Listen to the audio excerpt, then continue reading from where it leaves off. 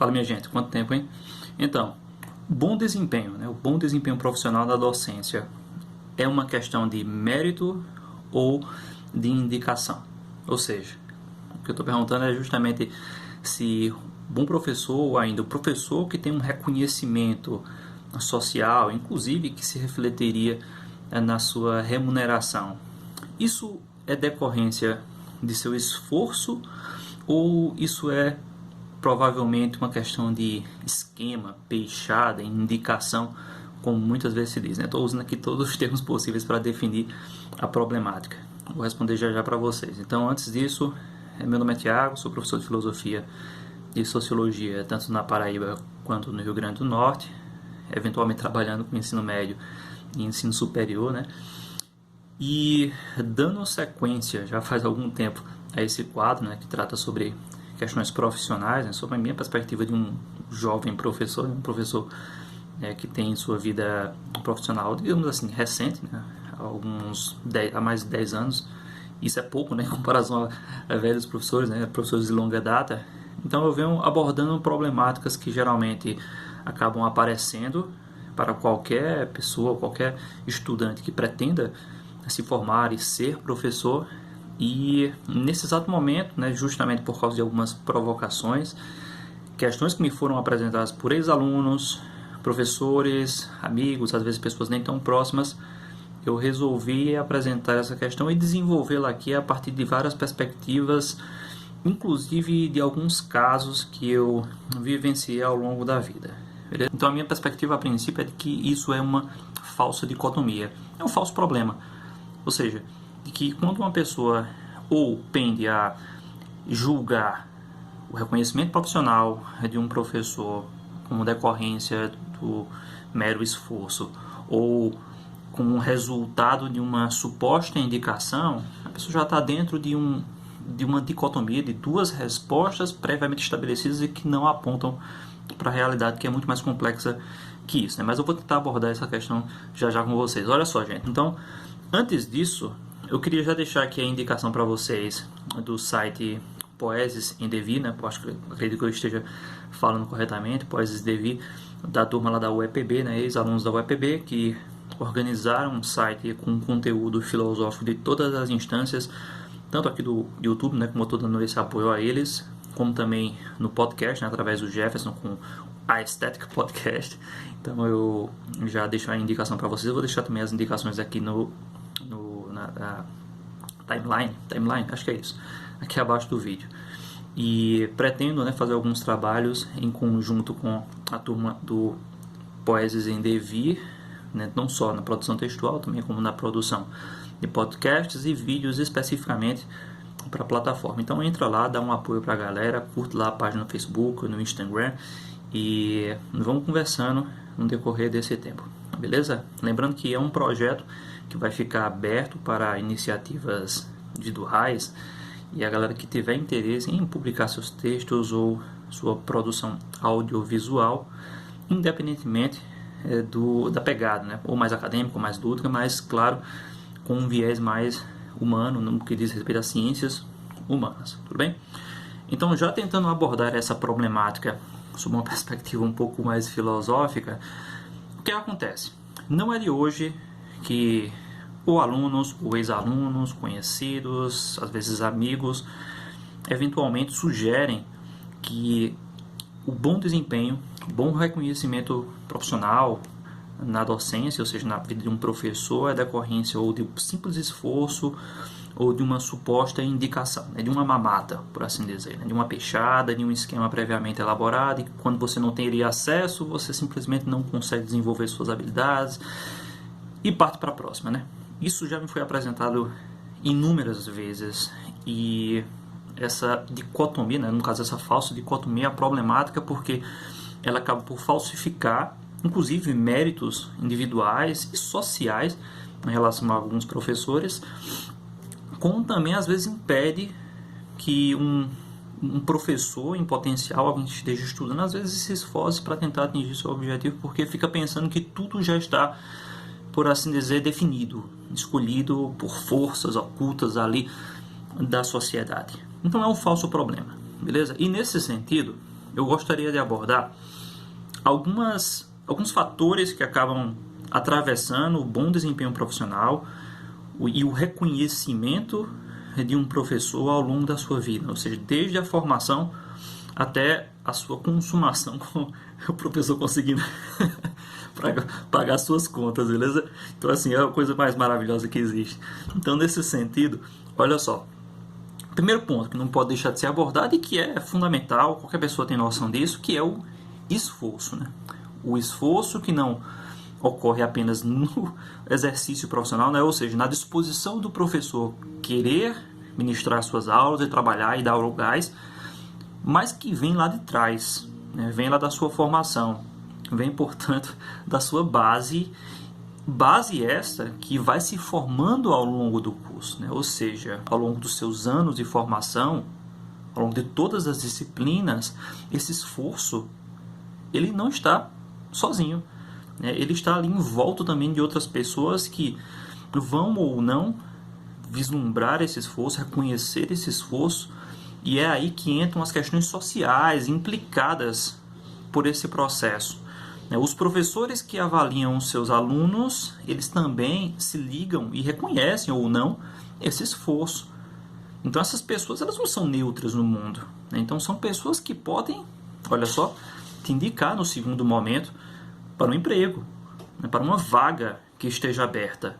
E é por isso que nesse âmbito também entram sim questões referentes à inteligência emocional, inteligência interpessoal, porque ao longo dos anos, ao longo do tempo, o seu esforço ele tem que ser reconhecido. E reconhecimento não é simplesmente auto-reconhecimento, é o reconhecimento que se dá através de dos outros, seja da sua classe, né, profissional, no caso dos professores, seja dos próprios estudantes e assim sucessivamente. Então isso acontece para os dois lados, para o bem ou para o mal. Se o cara é preguiçoso em sala de aula, não só as pessoas que se formaram com ele, como também os professores, vão lembrar disso. Então, será que eles vão indicar você? Será que eles vão ter uma boa lembrança de você enquanto aluno? Então, veja como um professor, portanto, ele não se forma, né, à mercê do mundo. Ele se forma no contato com os outros. E o reconhecimento se dá no contato com os outros. Isso não pode ser esquecido por qualquer pessoa que pretenda se formar professor. Então, o que acontece? O esforço ele não está, portanto, desvinculado de uma possível indicação. E depois eu posso até desenvolver mais esse tema do que diz respeito ao que é uma indicação, mas já fica aqui a questão, gente. As pessoas se indicam, não só na docência, não só, por exemplo, nos cursos de pós-graduação, mestrado, doutorado, mas em toda a vida humana. As pessoas sugerem, né, pedem dicas de profissionais gabaritados, pessoas competentes, pessoas comprometidas, e elas aceitam essas indicações. Claro que às vezes essas indicações não são precisas, elas às vezes não condizem com a realidade, mas isso está, portanto, totalmente vinculado ao primeiro ponto, o esforço. O esforço deve ou deveria gerar uma indicação. O problema é quando você ou uma pessoa indica um profissional que não é nada daquilo que ele prometia, né? Então, assim, às vezes indica simplesmente por amizade, aí sim, né? Por mamata, mas aí é que tá. Se a realidade não fizer jus à indicação, provavelmente a pessoa vai cair e aquele que indica também terá a sua palavra questionada, né? Terá o peso inclusive do seu valor profissional questionado. E é por isso que eu penso muitas vezes antes de indicar uma pessoa. Eu nunca indico uma pessoa que eu não tenha plena confiança no valor profissional daquela pessoa, independentemente se for amigo ou não. Eu nunca faria uma indicação de um amigo por ser um amigo. Eu faço uma indicação sim do amigo se ele for um bom profissional. Então vejam como a questão social, né, a questão interpessoal, ela entra e se relaciona diretamente também com a questão do esforço e do bom desempenho. Não adianta o cara ser um débil mental, né, usando essa palavra aqui, e eu indico por ser meu amigo, o cara vai lá e faz uma merda gigante, e quem perde com isso? Também sou eu que indiquei. Percebem? Como uma coisa não se desvincula da outra. Dito isso, o terceiro ponto, né, por assim dizer, vai ser o valor das alianças, né, que mais uma vez não se desvincula das outras questões.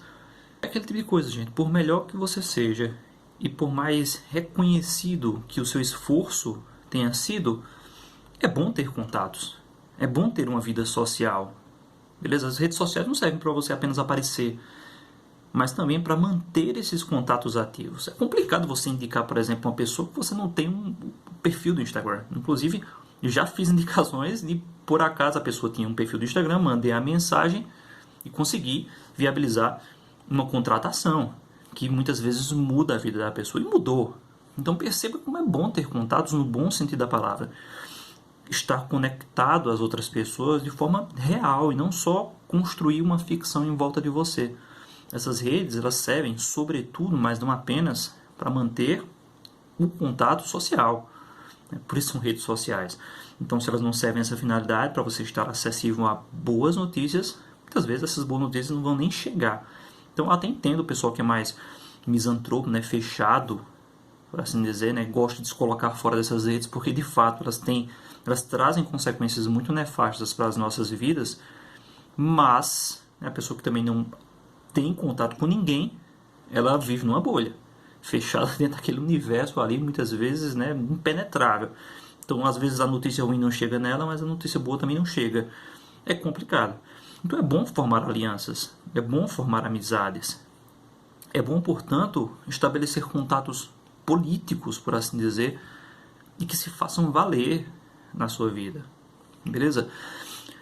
E ainda assim, para abordar um quarto ponto, eu tento citar justamente um ponto que está ali conectado a esse terceiro, que seria a consciência de classe, né? Que é o seu senso de comunidade. É muito triste quando a gente vê um professor, por exemplo, que não tem o mínimo senso de comunidade.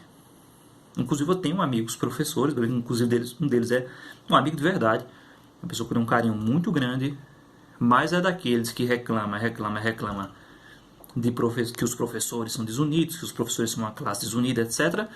E é o cara que tem a opinião, né, as opiniões mais dissonantes, mais dissidentes que existem dentro da classe. Então, beleza, os professores são desunidos, etc. Mas é o cara que mais discorda, no mau sentido da palavra. Então é complicado quando você não tem um mínimo senso de comunidade. Não entende quais são as pautas que favorecem ou não a sua comunidade. Não no sentido meramente corporativo, mas no sentido de comprometimento mesmo com as pautas que regram ou definem a educação do país. Então é triste quando não só um professor, mas também já um aluno, você percebe que ele não tem esse tipo de inteligência, porque isso é uma inteligência, gente. O cara pode ter uma capacidade lógica imensa, como eu já vi, e diante de uma merda de uma eleição não conseguir tomar uma decisão minimamente racional, como já aconteceu recentemente. Isso aqui não é indireta, não. Isso aqui é um caso real, inclusive atestado por muitas pessoas. Alunos inteligentes, pessoas que têm um senso lógico claramente ali confirmado por mim, porque eu havia sido professor deles. Tem pessoas que têm leitura, têm capacidade argumentativa, etc. Mas que nas últimas eleições literalmente escolheram uma figura, né, arquetípica de um anticristo para ser seu representante político. E quando eu fui lá falar na maior boa vontade do mundo, né, tentar, né, digamos assim, convencer a pessoa de que aquilo ali estava errôneo, a pessoa não conseguia discernir a insanidade naquele ato. Então é triste. Então assim, você já vê a pessoa com um olhar negativo, porque o olhar desse suposto profissional, né, desse futuro profissional, ele está em dissonância completa, não só com sua classe, mas com a própria realidade social e política. E nesse ponto, gente, é que a gente chega, portanto, ao quinto elemento, eu diria, o quinto fator, que é um bom caráter.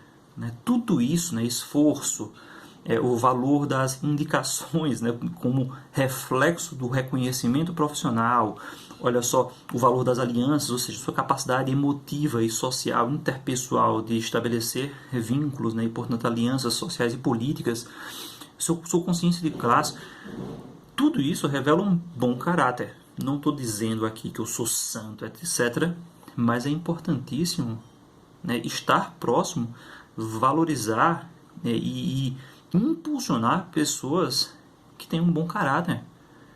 Uma pessoa que, olha, então vamos lá, fazendo uma retrospectiva aqui. Uma pessoa que não se esforça ao longo da sua formação, né? E ponto. Uma pessoa que você não indicaria para ninguém. Uma pessoa que não sabe estabelecer alianças, né? Ou seja, às vezes é inteligente, às vezes tem uma capacidade realmente assim, muito grande de desenvolver ali um tema dentro da sua área de formação, mas ela vive entrando em treta com os outros. Não consegue manter um momento de paz. Vive pegando briga, vive fazendo inimizade, porque quer ver sua opinião preponderar em relação aos outros. É complicado, né?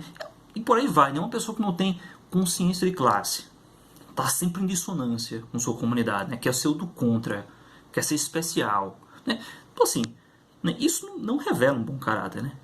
Se você junta todas essas características em um só, você tem quase um ser diabólico, né? Mas esses fatores acabam sendo determinantes, né, na vida de qualquer pessoa que se pretenda uma vida profissional e que acaba exercendo ou não sua profissão no fim do seu curso. Porque assim, eu vejo, né, ao final dos anos de um curso universitário, dezenas de alunos se formarem, ou seja, tornarem-se professores em termos legais, mas ao mesmo tempo não conseguirem vingar na sua vida. E eventualmente esses argumentos, é mamata, não, é só esforço, acabam aparecendo. Mas já conferi ao longo da minha vida pessoas inteligentíssimas, logicamente falando, né, no aspecto lógico, e que não conseguem desempenhar sua função. Por quê? Porque não tem inteligência emocional, inteligência interpessoal, não consegue formar alianças, não tem senso de classe, né? É complicado. Da mesma forma, né, conheço os outros tipos, né? Pessoas que não são esforçadas de forma alguma e nunca recebem uma indicação e depois não entendem o porquê, né? E a indicação ela tem um valor estratégico nessa discussão. A indicação é um fator de reconhecimento, né? Eu nunca indicaria uma pessoa que eu não confio e eu indico pessoas que eu confio. Nesse sentido, eu entro nesse aspecto, vou tentar detalhar e esclarecer esse problema em outro vídeo, beleza? Mas é isso, espero ter ajudado aí alguém ao longo dos anos. Eu sei que esses vídeos nem sempre são muito acessados, mas eventualmente são por pessoas interessadas não só na docência em filosofia, mas também em outras áreas, beleza? Mas é isso, valeu galera, um abraço.